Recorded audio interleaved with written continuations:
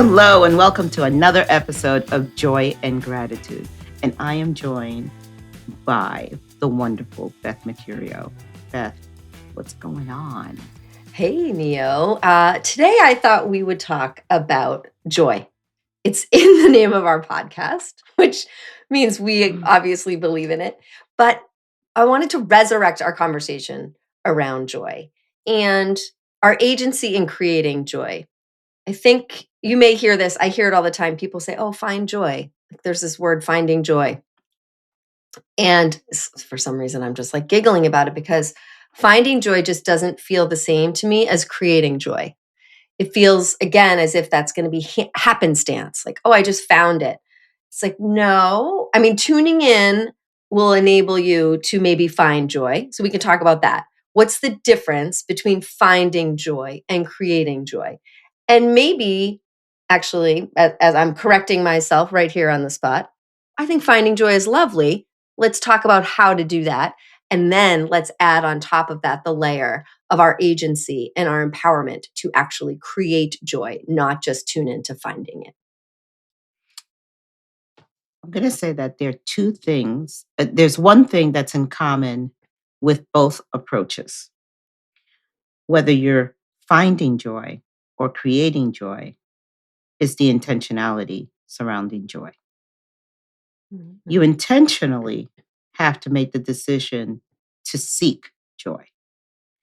And the problem with finding joy is that you have not taken ownership of joy. You're hoping that it comes to you. It's almost, I remember my first trip to Cuba as an adult. Um, I went with a group of friends from Italy. And I was joyous because I was meeting family that I had never met before. I was meeting people that, I had left the country when I was 4 years old. So I had never met most of my cousins, my uncles, and all these different people. And that was joyous, right? Because it was the connection with family. It was beautiful.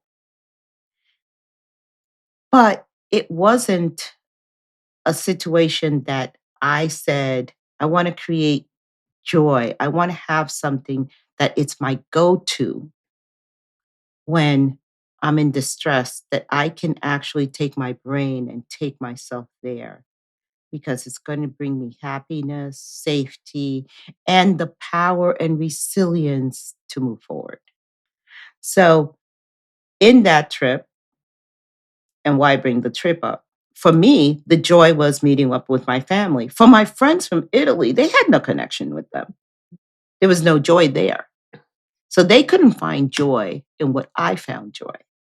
But there was a moment that we were going through Matanza, which is one of the proverbs in Cuba.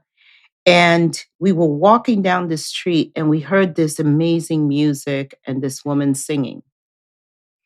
And we followed the music and we kept walking until we got to a gate. And I remember all of us, and it's incredible that I was able to do it because I'm so short, were able to look over the fence and see this family and friends dancing, making music, and singing. And as they saw our little heads pop up, they opened the gate and invited us in. And we all found joy. We immediately became part of that family. We started dancing. They offered us food in the little that they had. They, taught them how to dance. I already knew my salsa, so it's no problem. And they asked us to join in song and in merriment. And to this day, my friends, we talk about the joy in that memory. That's something that we found, but we literally didn't know it was going to happen. So it was left to chance. So when you are finding joy, you're not taking ownership of the creation. But when you're creating joy, You're saying to yourself, I am open to creating a memory, a moment that will resonate with me no matter what is going on, no matter where I'm at, no matter what the pain is happening in my life. I can go back and pull that moment forward, and I am in joy. Mm. That's the difference between creation and taking a. I love that story. And the word open was so s- sticking out for me a little bit because this idea of tuning in and allowing yourself, so you just started to follow the music. That is because you tuned into hearing the music Mhm. and then allowed the openness to sort of bring you to this moment. I think that's the piece of, as I corrected myself, I love that I got on the podcast. So it's not about finding joy, it's about creating joy. But I'm already backing up and going, no, that's not true. It's really about tuning in to allow for the moments of joy to seep into your life.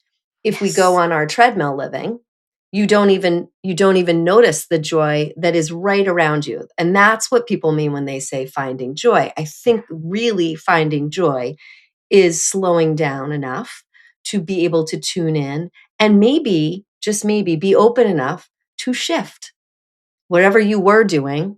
You were open to go, wait a minute, there's this thing that's making me feel a little different. I'm curious about it. I want to know where it's coming from. I'm going to go towards it.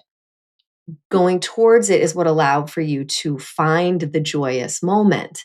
So tuning into ourselves, this practice of noticing, which it sounds so easy, but I am really realizing a lot of people don't know what noticing is. I'll say to clients, just Yeah. start to notice. And they sort of go, what does that mean? And I realized that noticing, actually, maybe I haven't said this before, but it's a bit of a skill. It takes Mhm. some practice. You have to actually, it's this idea of tuning in. It's this idea of using more than one sense, using our sensory capabilities to say, I just felt something. It could be the wind. Maybe that's a temperature sensory thing that happened. Things that are sort of happening to you physically that kind of halt you in a way to do something different. This is that noticing piece. Or even in a, let's say, if we think about another instance, which is with other humans around you, you may start to feel like your heart racing. You may have some sort of sensory of heat or cold because of an interaction. Similarly, that's telling you something. That's that tuning in moment where you're noticing, I something has shifted. I'm not feeling the same way. And maybe I need to step back. So noticing enables you to pause and potentially shift the course of what was happening to something else. And we talk a lot about that with how we interact with others, how we communicate with others, and our ability, the power of the pause. In this particular context, it still rings true. You have to notice in order to be able to pause and slow down and get into a moment where maybe you shift and go and find joy that was right there and you just didn't know it until you tuned in. Yeah. Yesterday, I was in a showcase with about 10 different speakers. And one of the speakers spoke about exactly what you just brought up. Mm, She told the story about herself being, my life was okay. Everything was fine. I had the right, outwardly, I had the right house, I had the right job, I had the two children, the dog, um, a steady marriage, a happy marriage. I had everything that would manifest to the world that I was successful and well, but I was numb mm, and I couldn't feel and I couldn't notice. It's, she spoke about the mind your own business mentality that we start getting conditioned to. I don't want to get involved. I don't want to know. I'm going to live like this. and this is my life, in my lane and safe. And she says, but I was numb. And that's where you have to make that inner desire to notice and bring this to this and listen to that music that's playing over there that's going to make you smile because maybe there's a memory in it. Um, Notice the little baby that took its first step, even though it's not your child, but it's always a beautiful memory because you remember your child. Be able to see what's happening around you and pick out those moments that change your laugh line and just take them in because joy is a decision and a choice. We have to make the decision that we are going to accept it into our space and we are going to seek it out. And it only comes through experience and remanifesting those experiences into your memory cycle and saying, ah, yes, yeah, I remember that. That feels good. And joy gives you power because when you're really down and when things happen that are just out of your control, you can pull a joy moment and stabilize and say, okay, I've been through worse or I've been through similar and I came out the other side. Mm, I'm good. I'm good. I love the idea of using joy to resource yourself. I also think I want to talk a bit more. I want to go back to create. You said hope, and you spoke about hope and intentionality and the difference. And one of my colleagues said many, many years ago, and I don't know where he got it from, but every time he would say, I hope, he would stop himself and say, hope is not a plan. And then Mm. he would have to revert into, when I say that, I have no intentionality to make a shift. I'm just going to sit Mhm. and hope for something to happen. No, where's my agency and what can I do to create that thing that I am hoping for? So hope is not a plan. It always rings in my head. So when you said hope, I went right there and thought, right, okay, let's go back to intentionality. Let's go back to creation. We all know I love to talk about creator mode. So if we know that joy can sometimes not come to us right away, that we need to seek it out, is there a way that we can plan for more moments of joy? That's where the creation part comes into me. Yeah. I feel as though I was just talking to somebody the other day, a client who talked about the to-do list and Mm. how her life felt just full of tasks and that there was always something to do and that she would never get through the to-do list. And I said, is joy on your to-do list then? If life is full of to-dos, then can we insert in there moments where you are going to resource yourself by doing something joyful? Yeah. And I have a funny story, similar where you brought up a story that just came to mind as an example for how to create joy. I love this idea. I haven't thought a ton about it, that joy can often be pulled from some other moment, right? Mhm. Pulled from a memory. Right. And we had a snowstorm and relatively recently, and it was beautiful snow. Hadn't had snow in a while. It was substantial enough that the world was stopping a little bit. That kind of snow, maybe 5 inches. That's exciting snow for me. From this area, I'm like, yes, we need a good like 5 to 12 inches is what I love when I have snow.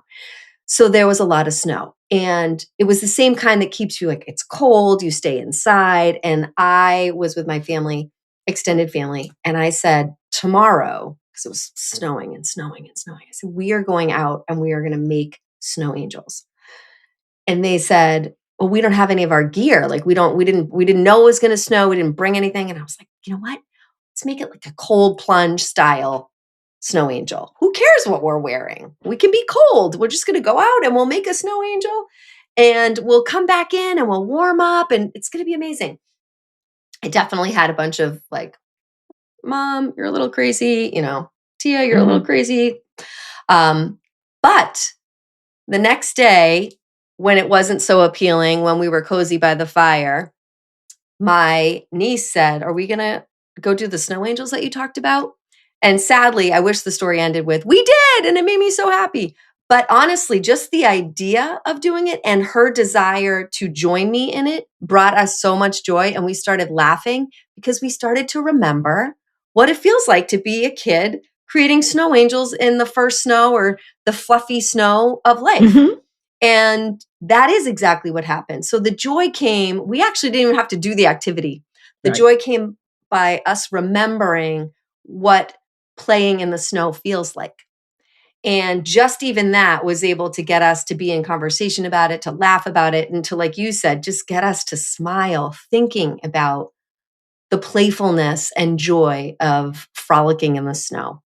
And I sort of now really wish we did do it because I think it would have amped up the joy. We know what it feels like. So the push is there for me. I'm taking it from myself to lean in when I have that first instinct and follow through and do that thing because I knew it would feel good and was willing to gather people to join me in that space. So that's an example, I think, as you say, of creating joy, putting it back into your life, being intentional about creating levity and lightness throughout whatever is happening for you. Life, we know, we say it a lot, life is hard. So, how do we make sure and with intention and with planning and with purpose bring joy into our lives?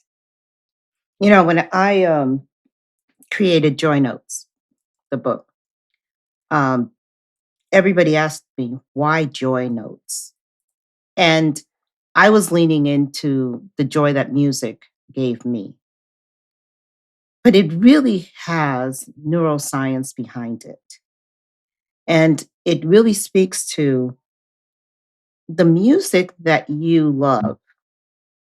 Really is formulated from the age of 14 to 17. Mm. That's the genre that you will migrate and lean into. That's the beats and the song patterns and tones that you will remember and will cause memories and actually get your heart rate up when you listen to it. So Joy Notes was my homage to how music was able to help me through those hard moments and brought me joy while I was becoming who I am today. So I was able to use music in my as an example in my when I was 30 years old and I went through my stroke, I learned how to speak again through music. Mm. You see, I use the beats of music, the tones of music to say words because it was easier to turn it into a melody than to try to enunciate it perfectly. And I used the songs that I remembered that I loved. So when you say your memories can bring you joy, that is the essence of joy. Joy is the experience that you have adopted and placed it in high regard, and you are able to pull it out continuously so that you can exhale, smile, refresh, replenish. That is the essence of joy. As you say that, I'm feeling as if there's this nuance around creating and finding joy. Let me know how this feels to you. But the creation of joy, I think, is this ability for us to pull from our experience and create joy with intention and planning. Finding joy is almost this the joys that we find along the way that then become part of us. Mhm. So, in a way, we do need to do both because Yeah. one is it's become part of us, it's embodied in us, and we're going to pull it out when we need to, like a snow angel. I knew exactly what that felt like. But there's also whole bunches of experiences I haven't had yet. And if I don't go like this, I won't be adding more joyous experiences to myself. So this idea of noticing, and I will say, some people, when you say either choose joy, find joy, create joy, you can see people, sometimes they don't know. I say, what brings you joy? I don't, they sort of freeze.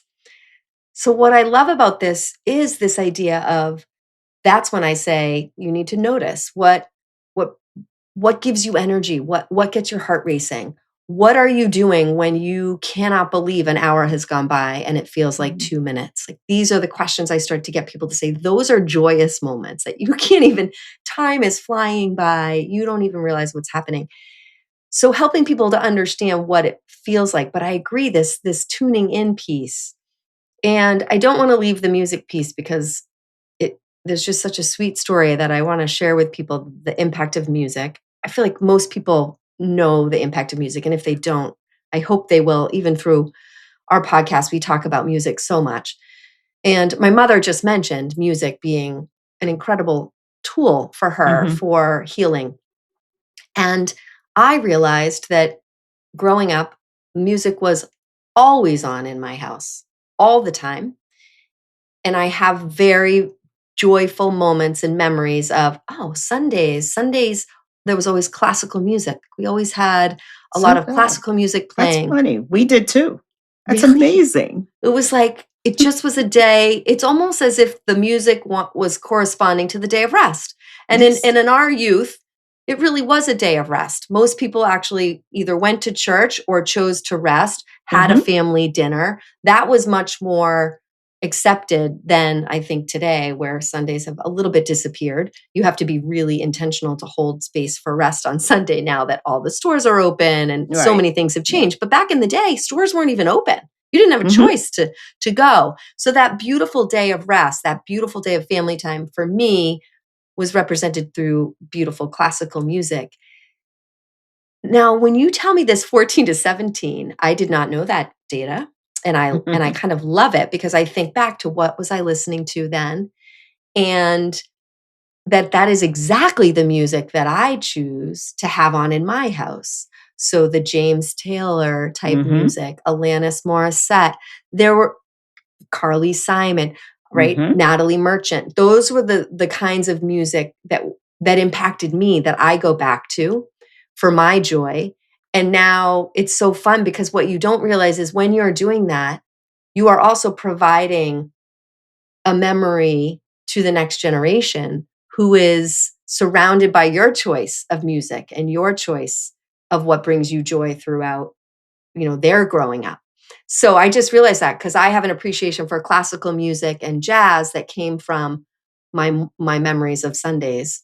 And I'm sure my children would say, oh my gosh, mom's always listening to James Taylor, or mom's always listening to, Carly Simon and singing. It brings me so much joy to listen to them. So this idea of music and its strong relationship to joy, it's making me want to go, do we have music on? I want more music on right now. We need our music. Yeah, that's so Yeah, good.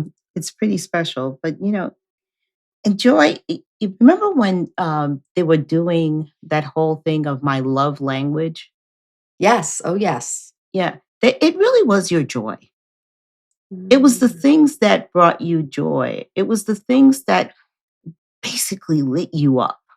mhm, It was just easy to put a love language as a title to it because we struggle to feel. So we need to put a title over it in order for us to feel it's safe to consume, feel it's safe to do. And, it was the way to trend. But I was so happy during that time that people were exploring themselves and understanding what it was that gave them happiness and joy, that elated them.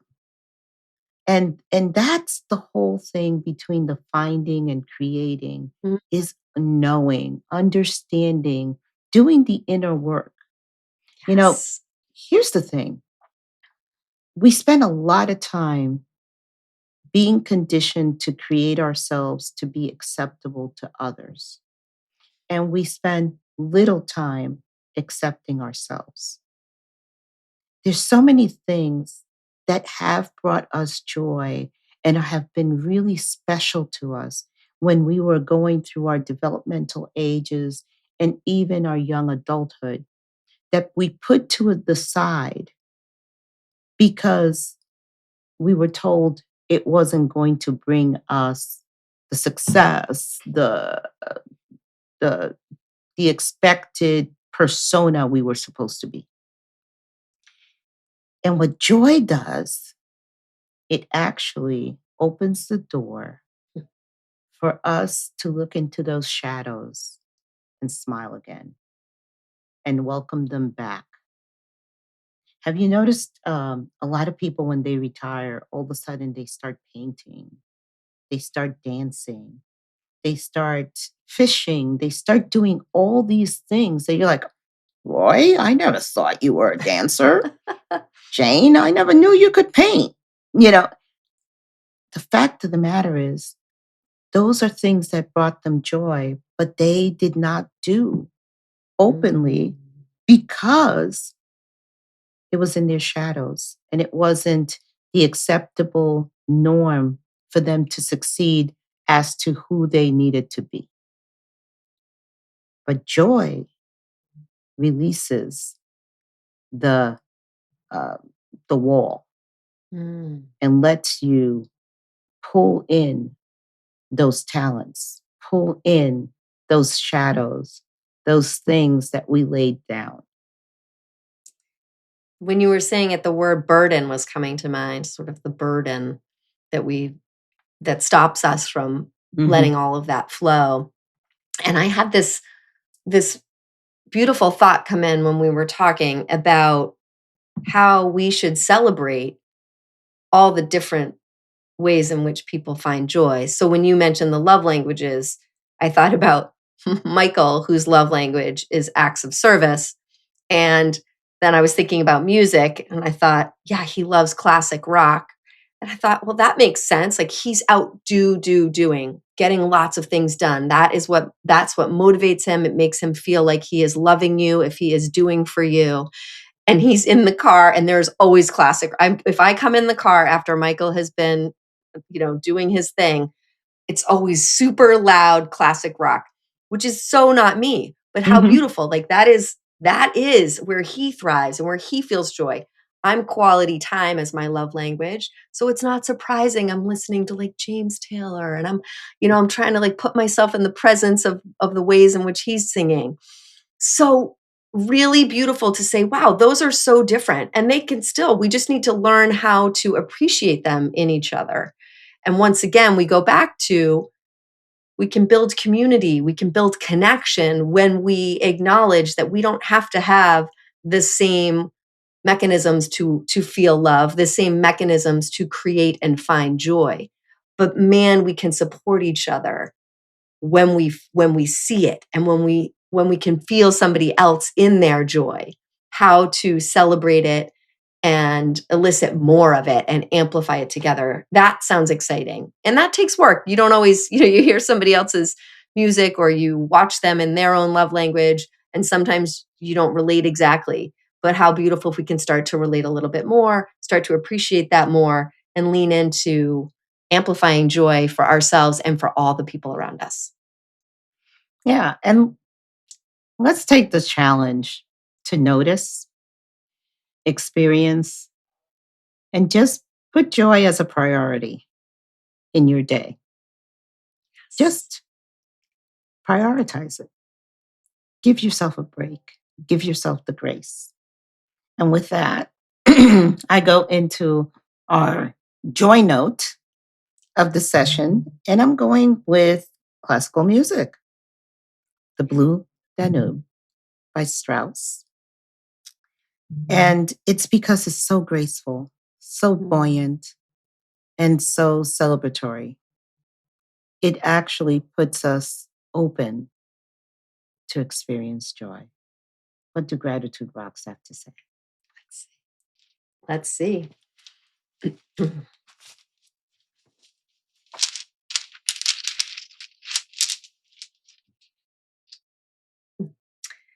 It's a beautiful iris, kind of purpley color.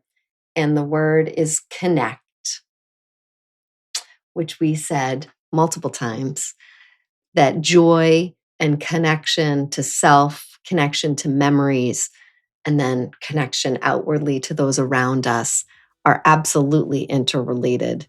And let joy connect us and continue to connect us as we go through our days. Absolutely. The thing of beauty is that joy is a connector, but it also connects us with self. I can't wait to our next episode. Thank you for joining us.